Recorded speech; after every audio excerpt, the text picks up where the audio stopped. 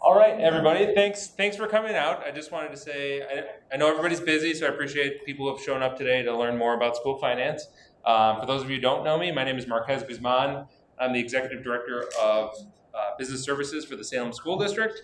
And last year we did a School Finance 101 presentation. So this year we're kind of cranking it up and going a little bit deeper with School Finance 102. We will be recording this presentation, so you can watch it later, share it with your friends, put it on social media if you want. And we do have a lot of information to cover, so I ask if you have any questions to hold them until the end. There's a section for questions at the end. Unless I misstate something totally incorrect and you catch it, please jump in if I totally mess something up. But with that said, I would like to let Dr. King take over. Hello, I am Dr. King. I am the superintendent for Salem, and I just wanted to highlight where this falls within our strategic plan, because all the work, I want to make sure we ground it back in the work that we're doing from a task force that was last year. Our strategic plan was approved. So this aligns with our cultivating lifelong learners to achieve their full potential. That's a mission from our strategic plan, and you can see our vision there. Out of that work that we did last year with a number of stakeholders, we came up with 3 priority areas: the student growth and achievement, learning and working environment, and what we're talking about tonight, the stewardship of resources.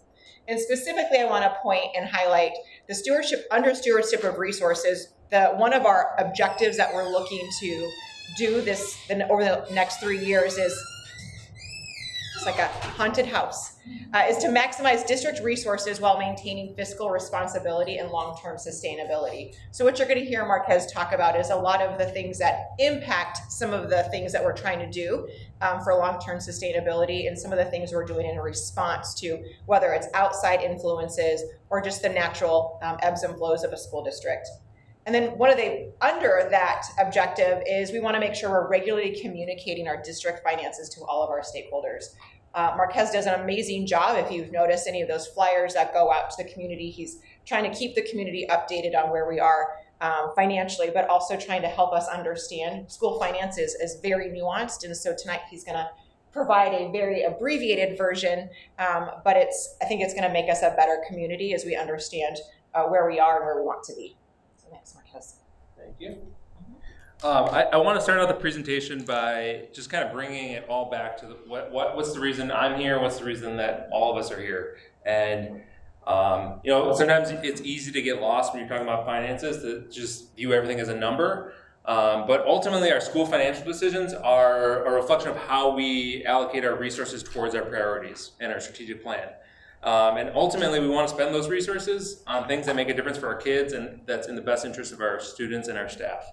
So I always like to start these presentations by bringing it back to the heart of things. Just wanted to review some basic financial terminology that will be, these words will come up throughout the presentation, and anytime I present or talk, usually you'll hear some of these words. On the top part, we have our operating statement terms. So revenue, that's money that comes into the school district.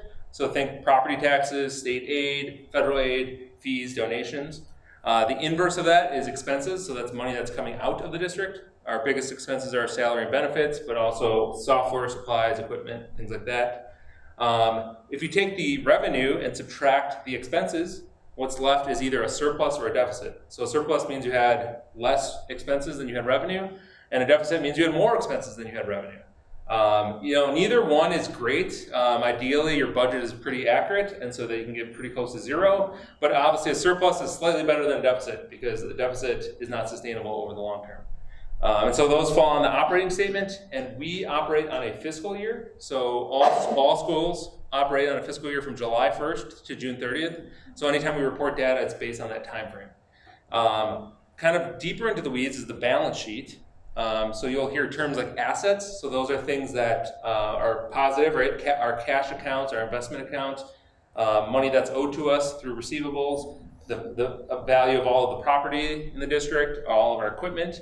The inverse of that is our liabilities. So that's money that we owe. So we have invoices that are still outstanding right now that are paid through accounts payable. Over the summer, we have to pay out payroll for our teachers in July and August, even though they've earned that money by June.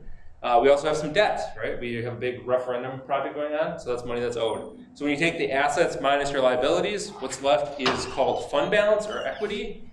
And that's essentially, in human terms, we refer to that as your net worth, right? Add up all your assets, subtract what you owe, and that's your net worth.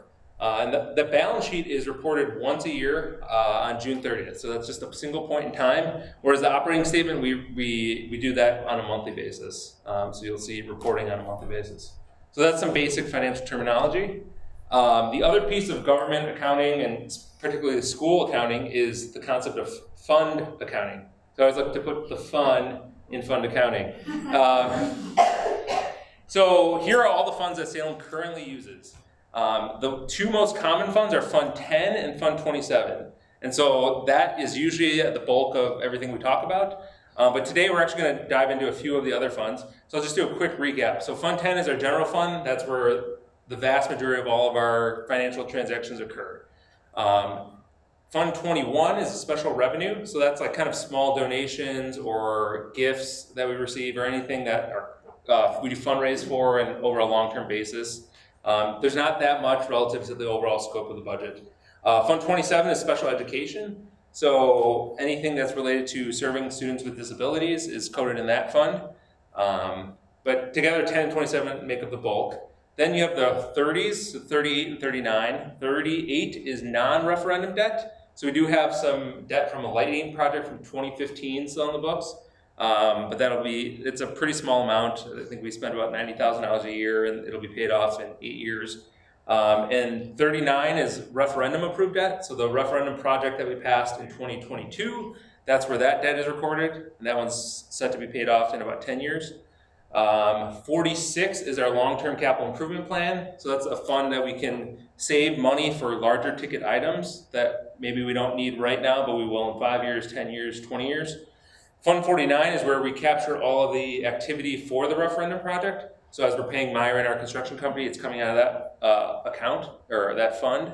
And then Fund 50 is our food service account. So anything that's related to food service, our school breakfast program, our school lunch program is recorded in that fund. And so the way the fund accounting works is most of the money that's in each of those funds has to stay in that fund. So food service, when we get payments from parents or aid for food service from the state or the federal government, that money can only be used for food service. And most of these are kind of work the same way. But the thing is, sometimes if you have a deficit in any of those, you have to transfer money from Fund 10. So that then reduces the amount of money in your general operating account. Fund 27 is a perfect example. We only receive about 33% of funding for special education. So the remainder of that has to come from Fund 10. So we transfer from Fund 10, and therefore it reduces the amount you have for the overall operations of the district. So one of the big topics on this presentation is going to be referendum. So I included some highlight or some news article titles that I came across over the last couple weeks.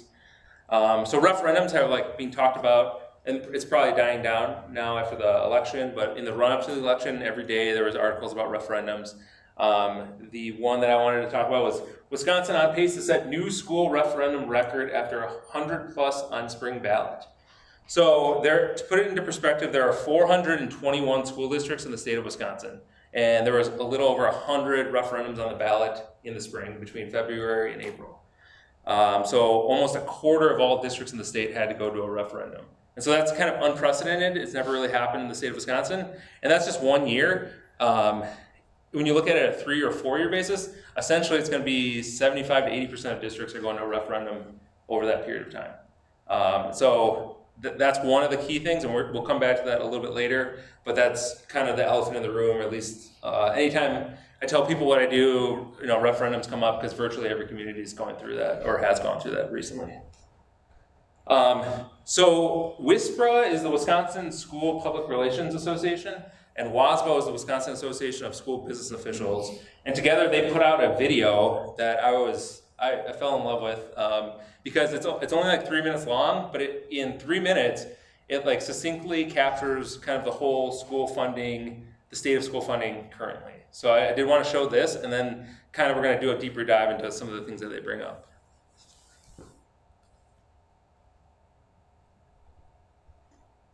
Our public schools are the cornerstone cornerstone of our community. The education and opportunities we provide for students today shape their futures and ours. Schools, like any organization, need money to operate, but in Wisconsin, funding the needs of our schools has been a growing challenge. State policy limits how much school districts can spend. The vast majority of school funding comes from a combination of state dollars and local property taxes. It's called the revenue limit, and it acts as a cap per student that school districts can spend each year. Even if school costs go above this level, schools can't spend any more than this limit. From 1994 to 2009, these revenue caps were adjusted for inflation, which meant they helped schools keep up with ongoing needs. But since 2010, the resources districts need to survive have fallen farther and farther behind the basic costs to operate our schools. By the end of 2025, the revenue limit will have fallen more than $3,300 per student behind inflation. With a district of 1,000 students, that's a decrease of more than $3 million. What's more, each district has a different revenue cap, and these caps are not tied to the needs of the students or the cost to the schools that serve them. Our job as a school district is to make sure all of our students have access to the exceptional educational opportunities we provide, no matter what their needs when they walk through our doors. But state funding falls short of what it costs to meet the specific needs of many of our students. When that happens, we have to use money from our general fund to cover the difference, which means taking dollars from other important needs. The largest portion of our budget goes towards staffing. Our people are the heart of our schools. Without enough educators who instruct, support, and inspire learning, schools can't provide the lessons, programs, and opportunities our students deserve. Other important budget items include curriculum, technology, transportation, operations, and maintenance. School districts work hard to balance their budgets, yet resources for schools have been shrinking year after year since 2010. With costs growing so much faster than funding, districts are always looking for ways to trim costs and work smarter, like deferring needed school maintenance, cutting programs, reducing staff, and many other strategies. But schools can only cut so much before they start to harm educational opportunities for their students. To maintain class sizes, keep up with rising costs, take care of school buildings, and protect high-quality instruction, many districts have turned to their community to help fill the state-imposed funding gap. Since the arrival of revenue limits, over 80% of school districts have done so by asking local voters to raise their caps through an operating referendum. Most have used the option multiple times. Our children don't have time to wait for state policymakers to fix the school funding system. By putting the needs of our students first, we are investing in their potential and the future of our whole community. Strong schools make strong communities where families want to move and stay. Learn more about school finance in Wisconsin by visiting our websites.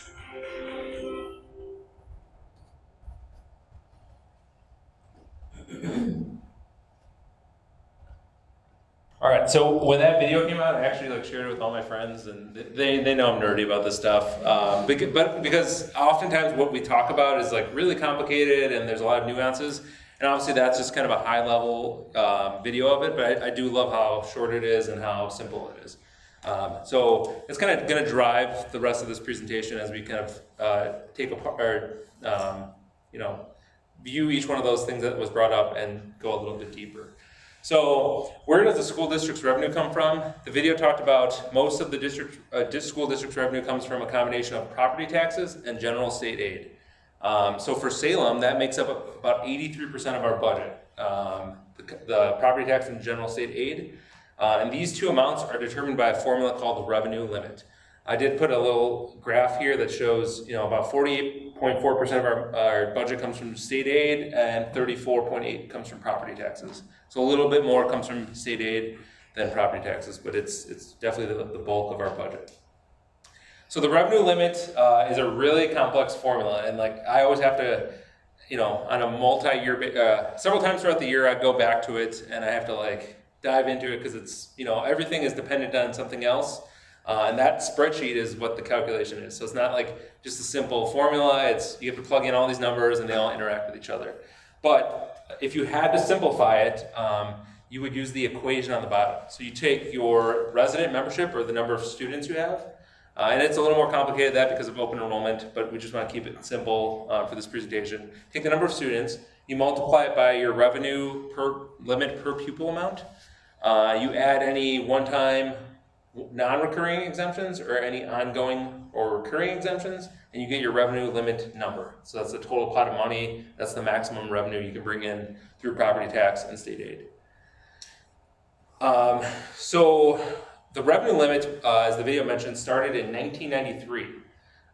So that's when the state legislature instituted the revenue limit on school districts. And the reason they did that is because prior to that, property taxes were kind of going through the roof.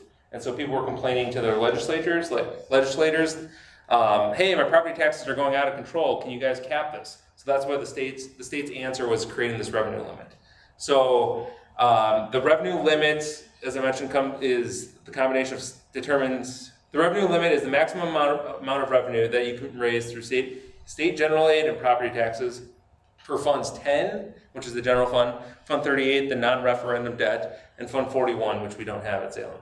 And so, as I mentioned, it's driven by that formula. We don't actually have any one-time recurring exemptions, so our formula is even simpler. It's really 3 pieces to get the revenue limit amount: the students times the per pupil amount plus any non-recurring exemptions, and for us that non-recurring exemption is our referendum. So we'll talk more about referendums in a second, but I do want to just kind of drill home the revenue limit formula. So on this slide I have 3 example districts, one with high property value per student, one with an average property value per student, and one with a low property value per student, because that's how the state aid is determined, is the value of your property divided by the number of students you have in the district. Because the concept is wealthy districts that have a lot of property value, they can afford to pay higher property taxes, whereas poorer districts don't have as much property value to spread that tax over. So in all these 3 examples, the revenue limit is $15 million for each one of these districts, right? But the difference is how much comes from property taxes versus how much comes from state aid. So in the high value high property value district, 12 million of that 50 million comes from property taxes and 3 million comes from the state. And the low one is kind of the inverse. 3 million comes from property taxes and 12 million comes from state aid. And then on the average, it's about 50-50. And so Salem gets a little bit more state aid than it does property tax. So we're somewhere between the number 2 and 3, right? So we're kind of a little bit below average in terms of property value. And a lot of people think property value, I just throw out Bristol, they're kind of more on the other end. They're between 1 and 2 in this example.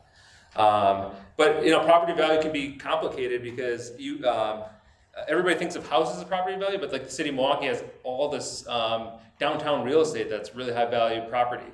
And then it's also driven by the amount of students you have. So like some districts are more like Door County, right? The population might be smaller, so they actually have less kids there, but their property values are higher. And so that's why everything's done by a per student or per member amount and not just the raw number.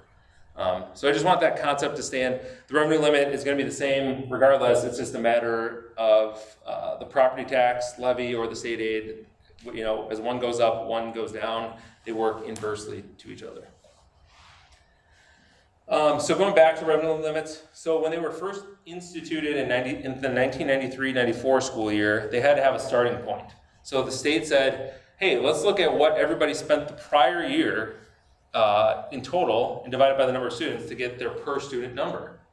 So some districts, were probably a little tighter with their money or, smarter with their money. And so they kind of got stuck in this low revenue per student amount. And other districts might have been high spending and they got kind of rewarded because their per student amount was higher. So just because they were spending more the previous year, now they get to keep that higher number per student each year, right? And so as I mentioned on the slide, Salem's per student spending was below the state average back then in the 1992-93 school year. So in 93-94, we got stuck with the lowest revenue limit per student that any district could have. So we're a low revenue district. And so that's one of the reasons why we, every 3 years we go out for a referendum, because we're trying to dig ourselves out of that hole. And so I did charted on a graph some of our neighboring K-8 districts to show in the 1993-94 school year what each district was getting on a per student basis, right? And so this is the amount that's determining the revenue limit, right? So Salem was actually the bottom district out of all the neighboring K-8s, right? And it was the lowest it could have been. So $5,034 was the lowest any district in the state could get. Because then you take the number of students you have, you multiply by that number, and you get your revenue limit, right? So that's kind of the starting point. And then, as each year, the state determines, are we going to give school districts more money or keep it flat? But when they give it more money, they give every district like $200 more per student. So everybody's starting from a different starting point, and then you're getting raised up by the same amount. But we're always the lowest relative to everybody else. So whenever I always run these presentations past my wife, because she's a good sounding board. If it's too confusing or whatever, she'll tell me. And so she says, you need to put more pictures in. So I try to put more pictures in this year. But this is a little schoolhouse, and it has some different bubbles and arrows and some dark clouds. Because we're dealing with a lot. The current state of school district budgets is we're trying to recover from the pandemic. Academic recovery is over there on the left. We're fighting inflation. The cost of everything is going up. And I have revenue freeze because I copied the slide from a different presentation. The revenue is exactly frozen, but it's definitely not keeping pace with inflation. So those are kind of the three ones. And then I have those dark clouds, right? Because there's other challenges that might come up. We have maintenance costs, a boiler ran out. There's always this level of unexpected things that we have to kind of plan for, but we can't really plan for when revenue's not keeping up. So, those are the things that keep me awake at night. We had our health insurance went up, we had a large workers' comp claim, things like that. And in addition, the video that we watched talked about some unfunded mandates or underfunded mandates. The largest one is special education, which is accounted for in our Fund 27. So the state of Wisconsin currently funds, it's even less than what I said earlier, I think I said 33. They fund 31.4% of special education costs. And then, therefore, the districts have to cover the remaining costs by transferring money from Fund 10, the general fund that's used for all students, to cover our special education costs. So that's the state's saying we have to provide all these services, right? But then they're only giving us 30% of that money, and we're left on the hook for the rest. Transportation is another one that impacts Salem quite a bit. That one comes right out of Fund 10. So by law, we have to transport students who live more than 2 miles from school, or if there is a hazardous crossing, like a highway, which we're at the intersection of two highways, the state says you have to provide transportation. So we have to provide transportation to all of our students. Not every district. Some districts don't have any transportation because they're small enough where everybody lives within 2 miles and there's no major highways cutting through them. And then the funny thing is we spend over $500,000 a year on transportation, over $500,000, but we only get $30,000 in aid from the state. So essentially we're on the hook for $500,000 for transportation costs. And a lot of people are like, can't you bring those transportation costs down, right? So you can try to see what other bus vendors are out there, but there's no other bus vendors in this area. There's only one, right? So they kind of have a little bit of power. We could try to do it in-house, but does anybody know how much an average bus costs? $100,000, and we have 17 different buses, so that's $1.7 million in the first year. Plus you'd have to pay for all the drivers. And then when there's sub-drivers, a lot of districts that do it in-house have to, the principals are driving, superintendent, my position, teachers are driving buses when people call in sick. So there's a lot, we don't have quite the capacity to just flip a switch and say we're going to do it ourselves. There's a lot of things behind it. But that's another one of those underfunded mandates. And then Act 20, which our Director of Teaching and Learning, Patty Fitzgerald, is very familiar with, is a new mandate that has new reading requirements. And most of that funding for that is going to there's very little of it is going to be funded by the state, and we're going to be on the hook for all these new costs. So these are just 3 high examples of things that we're dealing with as we plan our budgets in future years. The video kind of showed the state of school funding. So prior to 2009, the revenue limit increased every year. It was tied to inflation. So if inflation was, 2%, they would take what was the previous year's per pupil increase and multiply it by 2%. So you'd get 2% more money to match your 2% rise in cost. Starting in 2009, though, they stopped that. They no longer tied it to inflation, and kind of as every year they would decide, oh, you get $100 per student more, you get $200 per student, you get $0 per student. And actually, in some years, in 2010, 2011, they actually decreased the amount we got per student. And so this chart here shows that gray line shows if they had increased the amount every year for inflation, where we would be at on a per student basis, and the blue line shows what we actually got. So the difference between that is $3,235 per student. And we have about 1,000 students. That makes the math really easy, just like in the example. So that's every year we're getting $3 million less in funding than we would have if they would have just kept everything tied to inflation. The other map on here, or the other graphic on here, kind of shows per student spending in the United States. So in 2002, Wisconsin was ranked 11th in the country in per student funding.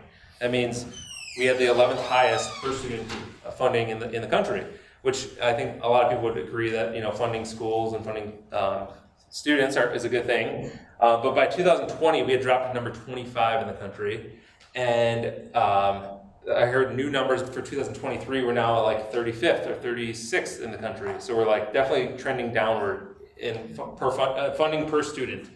And actually, when you chart the change from 2020 to 2020, or 2002 to 2020, we ranked 48th in that increase per. So like we're only 2 other states funded schools less than we did during that time period.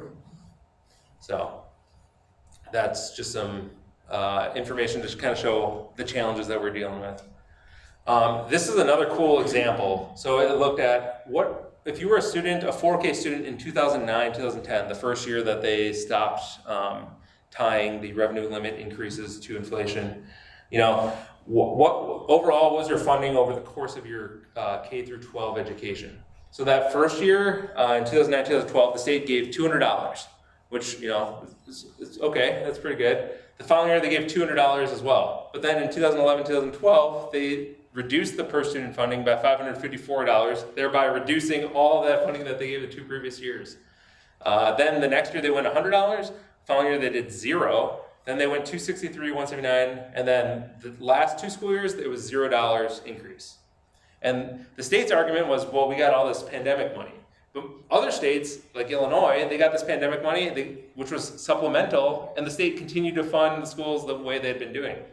And that's how you get to that $3,235 difference between if the funding was tied to inflation versus what was actually given. So, that just puts it in perspective of a 4K student going through Wisconsin public schools and how their funding looked. All right, another concept that has come up this year, and I run into this sometimes with my friends because they know I do this for a living, and they're like, oh, I tell them how schools are not being funded like they used to be, and they said, well, I saw an article that said schools got record funding from the state. And if you look at it a certain way, that's true, right? The state actually did give record funding, but what they did is they gave it through the school levy tax credit. And so this tax credit was established in the 96-97 fiscal year, and it wasn't really nobody really talks about it because it was such a small amount. But then for this fiscal year, they actually increased the amount that was funding to a record level. They said we're funding schools with the school levy tax credit, but what it does is it doesn't actually increase the money to schools. All it does is reduce the property taxes, because you remember how that revenue limit formula works. If you increase the state aid, all you're doing is decreasing the property taxes. So they could say, the state gave way more money to schools, but the schools didn't actually get that money because then property taxes just dropped. So in here, I gave 2 examples from a property taxpayer's perspective, or from Salem's perspective. In both these examples, Salem gets $2,000. Scenario 2 has no school levy tax credit. We get $2,000 directly from the taxpayer. In scenario 1, the state said, hey, each taxpayer is going to get $500 to reduce their property tax bill.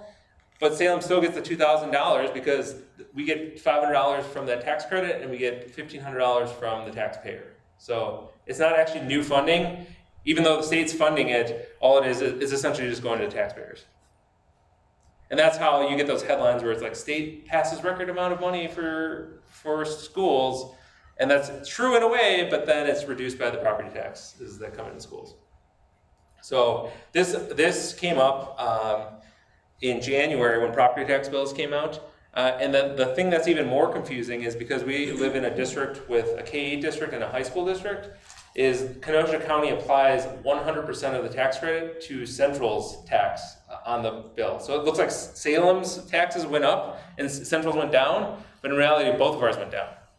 And so I put out like a couple of different memos and newsletters back in January. They're still on our website if you want to look at it. Basically kind of explaining this, but really, unless you're doing the math and figuring it out, when you look at your property tax bill, it looks like Salem's increasing and Central's decreasing the taxes. So it's really confusing. I wanted to mention it on this presentation because it's something that has also come up recently. So jumping back to referendums, right? All these things. The other thing is referendums. Maybe 4 or 5, 6 years ago, they were kind of at an all-time high. They were passing with like 75 to 80% approval. So of all of the districts going out for referendum, most of them were passing. But over the last few years, that percentage passing is actually dropping. So this past spring, only about 60% of referendums passed, compared to 79% 4 years ago. And if that trend continues, that's not great for schools, because when the referendum doesn't pass, then they have to decide what are we going to cut to keep the school going, right? So referendums. So now we'll go a little bit deeper into referendums, because I think that's one of the big topics in school funding right now. There's actually 2 different types of referendums. There's debt issuance. So that's when you need funds to pay for a renovation or expansion of a school. And then there's operational referendums. And that's when you need additional funds just to operate your school. And those can actually be, there's 2 different types of operating referendums. There's recurring, meaning it's ongoing forever. And there's non-recurring, which means it's over a set amount of time. And back in April 5th, 2022, Salem actually passed both types of referendums, which is pretty remarkable, because a lot of districts, when they try to go for 2, they either pass one and don't pass the other, or sometimes it backfires and the community's kind of split. They support one and not the other, and they lose both of them. But we, luckily, thankfully, had the support of our community, and we passed both of them. The first was that $18.3 million referendum for our school renovation and improvement project.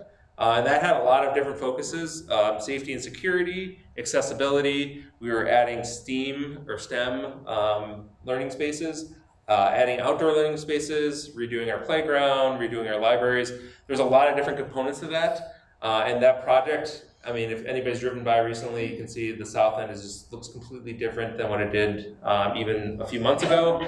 That's scheduled to be completed here in August of 2024. And then those debt payments, we did spread that over 12 years. So we've already been paying for 2 years now. And so that'll end in 2034, or it might end sooner if we prepay some of that debt, which we've been doing the last couple of years.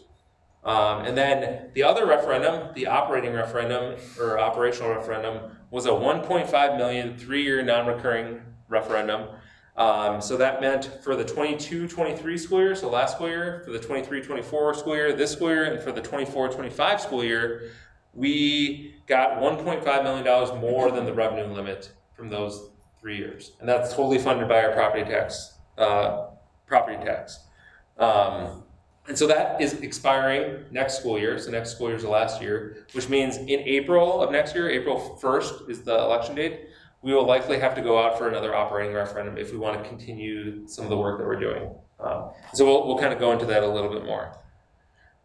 So the referendum building project, the one where we issued debt to do the renovation project, I think that one is easy to understand because you can actually see the work, the transformation, the change, right? So we broke ground last June. So that's the picture on the left.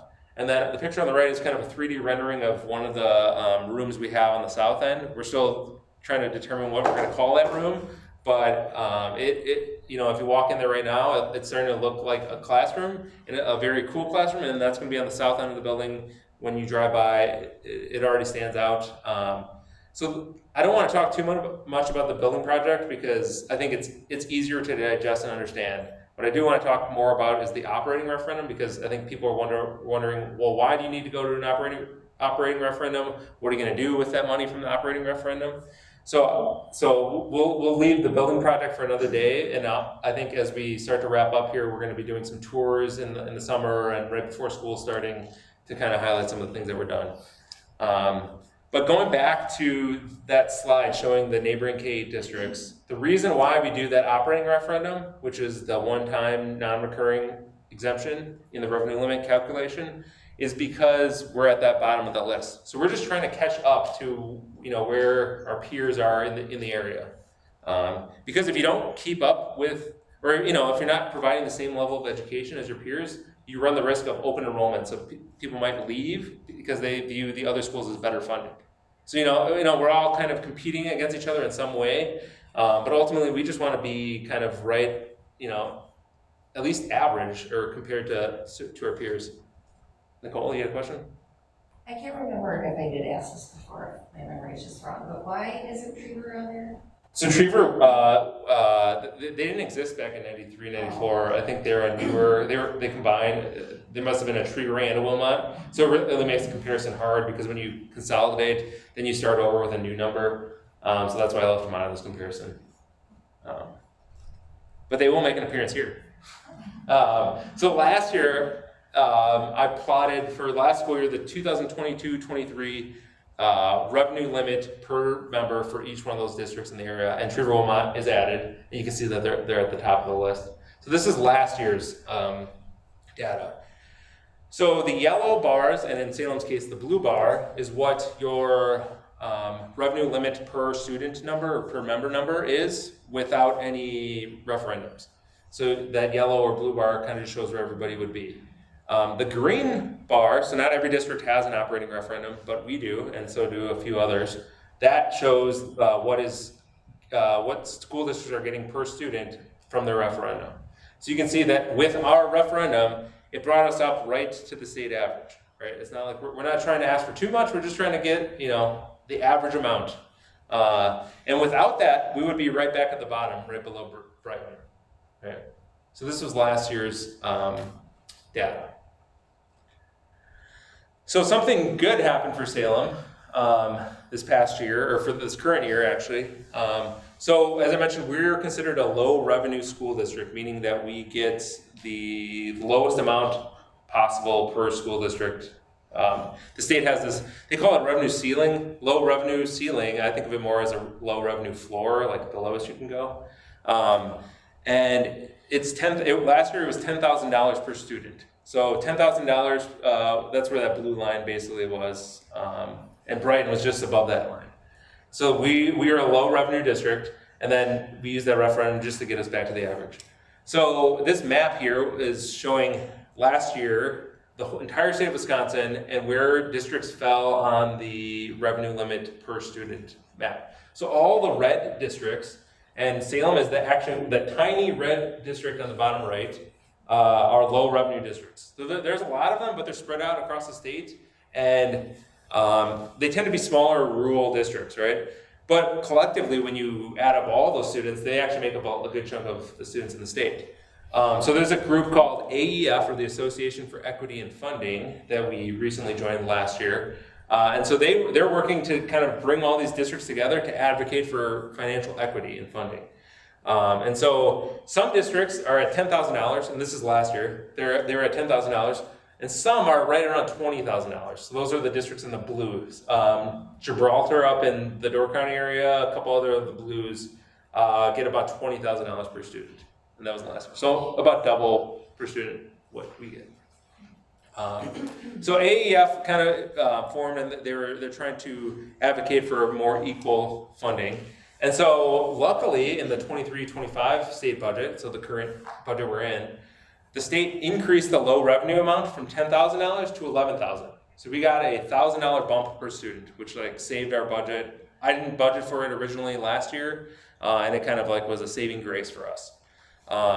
So we're very thankful to the work that AEF has done so far, and obviously there's still more work to be done. The state is increasing all districts by $325 per student next year. When you do 325 and divide it by 11,000, that's our revenue is going up by like 2.8%, right? But we all know inflation is still hovering in the 3 to 4%. So our costs are still rising faster than what we're getting funding for. But obviously, it's still an improvement over what we did the previous 2 years, which was zero. So in some ways, I'm happy that we're getting something, but it's still not quite what we need. So AEF is still working to close that gap, right? Ideally, most of the districts would be somewhat in the same range of each other, and so they've mentioned that if the state did exactly what they did for this state the 23-25 state budget, the state budget's on a 2-year basis. So in the 25-27, if they bump everybody up by $1,000 in the low, is a low revenue, they would close that gap, and 90% of districts would be within 10% of each other. So now the map looks a little bit better, or it looks a lot better than what it did, but there's still that gap. And so as we head into the next state budget probably next spring, we'll start advocating again for that low revenue bump, and that would greatly help out Salem. And actually, if we got another $1,000 bump or more, we might not even have to go to an operating referendum anymore, because we would be in line with everybody else.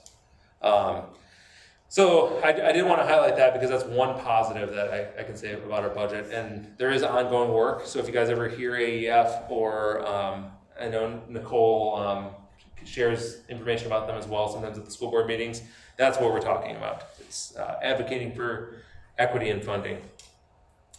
Okay, so now fast forward to this school year. Now I'm showing that same comparison group, but the revenue limit per member, per student.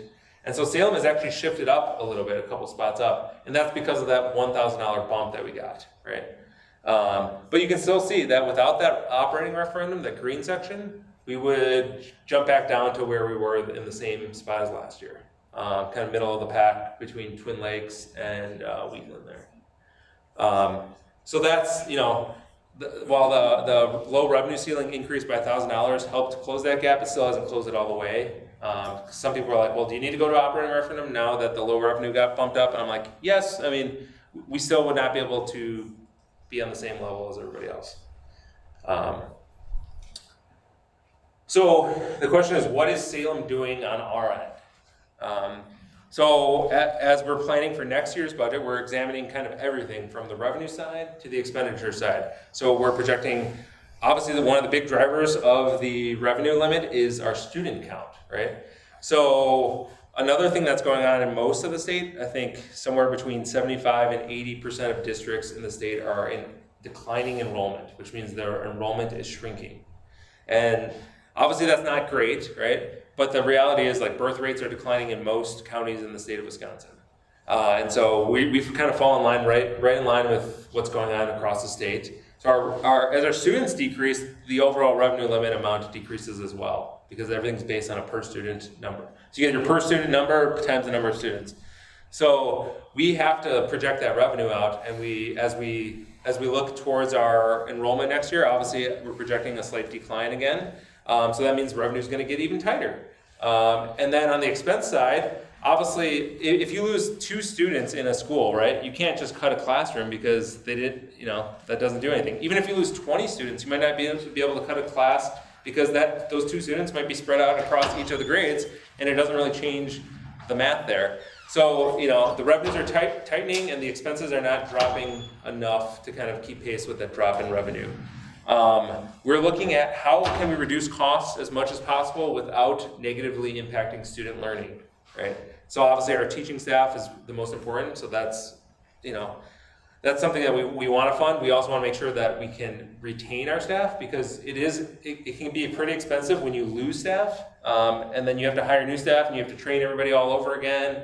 And so we're trying to do everything without negatively impacting student learning. We are doing our best to communicate our needs to stakeholders. So this presentation is just one example, but we are now sending quarterly newsletters or more frequent.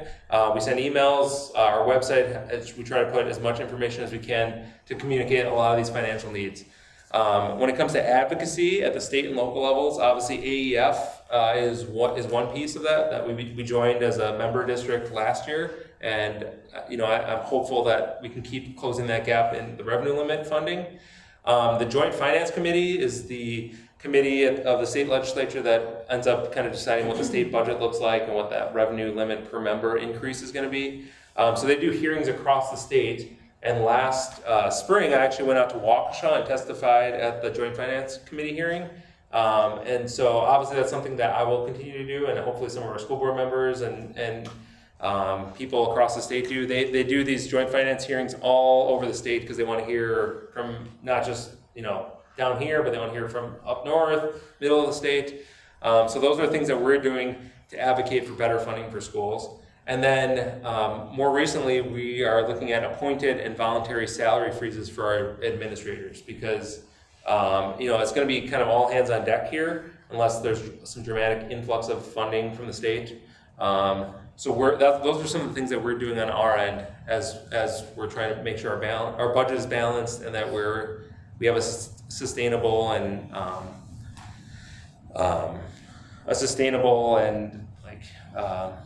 a budget that can be sustained for the future. I'm blanking on the word I'm trying to look for. Another thing that we've done is a thing called defeasance. So I mentioned we issued $18.3 million in debt to fund this project that's renovating and improving our school. One thing we've been doing is prepaying that debt. And originally it was over a 12-year span. We've paid 2 years of it. And we're chipping away. We might even remove one of those years. And by prepaying debt, not only are you reducing future payments, but you're also reducing the interest costs. And we all know interest costs have gone up as well. So we're doing that in tandem with our mill rate. So the mill rate is the tax rate, the amount that people pay on their property taxes per $1,000 of property value. And you can see in the 14-15 school year in this chart on the left, the average taxpayer was paying $7.78 per $1,000 of property tax, or per $1,000 of property value. And that number was pretty flat over like a 5-year period, right? And that's usually a good thing for taxpayers because then you kind of know how much to budget for property taxes. It's it's pretty consistent year to year. Over the last few years, we've actually been able to drop that, and that's not all the work that we've done, but it's some of the things that the state has done through that school levy tax credit that's helped bring that mill rate down. We're trying to get that mill rate down to another point where it can be on a sustainable path so that we don't have shocks in the mill rate and the example on the right in the orange line shows kind of this peak and valley where if you bring the mill rate down too fast, it can jump up the next year and then it can jump back down and then jump back up. And the problem with that is then 1 year as a property taxpayer, you're expecting to pay X amount of dollars and it shoots up and everybody's mad, and then the next year it drops and the next year it jumps up, and it's really unpredictable. And we're trying to get more on a smooth decline and eventually get to a point where people can have a consistent tax rate, and that's one of the pieces of our strategic plan. So that's one piece that we've been able to do. Looking at my time, still good. This is actually my last slide. So some other strategies that we've done is one of them is bond proceeds management. So we got that $18.3 million. We passed the referendum in April of 2022.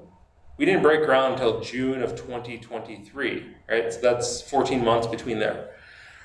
So we received that money about a year in advance of when the project officially started. We still had some expenses like our architect and some other things, but the bulk of it was not being spent. So we actually invested that money and we earned $700,000 in interest just in that 12-month span. So we went from 18.3 million to 19 million to fund our project, which was much needed because the cost of everything also went up. Like the cost of all the materials went up more than we had projected. But that's one way that we tried to maximize our return with that $18.3 million of debt issuance. So that's in Fund 49. So some people might say, well, can't you use that $7 million to offset other things? But as I mentioned, most of the things have to stay within the fund. So Fund 49 can only be used for things that were part of the referendum. So that can't fund, computers or teacher salaries or things like that. Long-term planning. So Fund 46 is our long-term capital improvement plan. So we're currently reviewing our long-term needs of the district, not just facilities needs, but also technology. And those include things like our Boilers cost a lot of money. The air handling units that run the HVAC systems, those are about $100,000 a piece. So these are large ticket items where if you didn't have money saved or a long-term plan, you could get caught off guard and have a huge deficit one year if everything went wrong. So we're trying to be proactive with these large ticket items so that we can avoid these large unexpected budget swings. And the other thing about Fund 46 is that when you contribute to it, so at the end of the year, if we have a surplus, which doesn't always happen, but sometimes it does, if we transfer that money to Fund 46, it counts as an expense. And the state aid is based on how much you expend, how much you spend. Whereas if we had just held that money and let it roll into our fund balance or reserves, we would lose state aid the following year, and then taxpayers would have to pay more. So it's one way that you can still get state aid and not get penalized for saving. And so not every district does that, but more should if they wanted to not increase their property taxes for their community. And that I hope nobody's listening from other districts, because if everybody did it, then it starts to lose its power. Reducing unfunded liabilities. So we're looking at establishing a Fund 73 to help us fund some of our current retirement benefits. And we're also looking at, in the future, how can we make sure our benefits are cost effective and meaningful to our employees, but also sustainable for the long run. So those are just some of the other strategies that we're doing. And Fund 73 wasn't even on that list of funds because we don't currently have it. But if we do go that route, obviously next year and at the annual meeting, I'll include that on that slide. So those are some of the other things that we're doing on a financial basis. Marquez. Yes. Once you move from 46 to 10, Yep. I mean from 10 to 10 to 46, yeah. you can't move it back to 10 then. Mm-hmm. And is there a length of time that you can keep funds in that account? So the rule with Fund 46, and it was started probably 7 years ago. It's one of the newer funds for state school finance. When you put money in there, you had to wait 5 years from the creation of that fund before you could spend it, because they wanted districts to show the state that it was long term and not just something you needed the next year. But once you get past that 5 year mark, which we're past now, because I think we're at year 7 or year 8. Now, if you put money in 1 year, you can spend it the next year, as long as it's part of your plan. But we're working on revising that plan, and we'll be bringing it to the board either in May or June.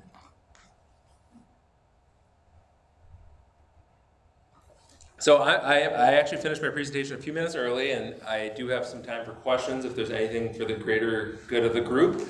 My contact information is also up there if anybody has questions. Our school website, we have a business office page, which I post these presentations, I post our audit, I post other financial related documents on there. That's a good resource if you want to learn a little bit more, but I'm always happy to answer a call, an email, meet with anybody if they want to learn more or have any specific questions. No? Anybody? Crickets? No? Okay, cool. Thanks for coming.